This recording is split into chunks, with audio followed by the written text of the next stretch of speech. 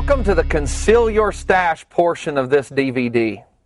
I've often been asked, why are you helping people break the law? The truth is, the law is already being broken. 18 million Americans smoke marijuana every day. 42% of Americans from the age 12 to infinity have tried marijuana at least once in their life. So it's clear the law is already being broken, and it's my mission to make sure these good, real American people that have families and have children do not make a stupid mistake by hiding a small amount of a substance that is impossible to overdose on in the wrong location, and ultimately them winding up in a government cage. As you learned from the canine section, wear latex gloves when you're hiding your stash, because the marijuana dust that's transferred to the glove can be easily thrown away and not transferred to the vehicle. Never ever conceal your stash on the exterior of the vehicle, such as the gas cap compartment or the bumper. A narcotic detector dog can smell your stash really easy if you hide it in these locations. Never ever conceal your stash in plain sight, such as the console. A police officer can spot that from the driver's window very easily. Then he has probable cause to search your car. You wouldn't believe the people I arrested that had joints laying in their ashtray. Never ever hide your stash in easy to find locations such as the glove box. When you're digging around in the glove box for your insurance card, an officer can spot plain sight stashes. And never ever conceal your stash in a small overnight bag like this. I know it's convenient that when you're packing to grab your stash and throw it in, but it's a mistake because cops can search through these really easily. It's a really good idea to hide your stash in hard to find places, such as way under the dash. There's all kinds of crevices and places to hide small amounts of marijuana.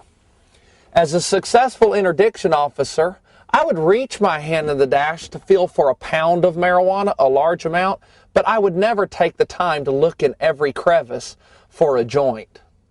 Remember, if it takes 15 minutes for you to hide your stash, it's going to take an officer at least an hour to find it, and that 15 minutes could quite possibly save you years in jail. Another good tip is to hide your stash toward the interior middle of the vehicle instead of close to the exterior. If we hide our stash close to the exterior, it's easier for a canine to detect this from outside the vehicle. Another really good idea is to conceal your stash as high as you can get it, such as the crevices and headliners of vehicles. It's hard for a narcotic detector dog to sniff up high. Another great place to conceal your stash is in your hand. I had an informant tell me that he never carried more than he could eat. He knew there was no way to overdose on marijuana, and if the red and blues lit him up in the back, he would simply swallow it. And remember, it's not illegal to smell like marijuana. It's illegal to possess marijuana. I learned another clever way to conceal your stash. When searching through vehicles, I would notice a small trap door cut in the floorboard. It didn't hurt the value of the vehicle, and the suspect would simply drop his stash through the trap door, and if I saw it, it looked like road debris. Get to know your vehicle. Every vehicle is unique in certain compartments that it contains.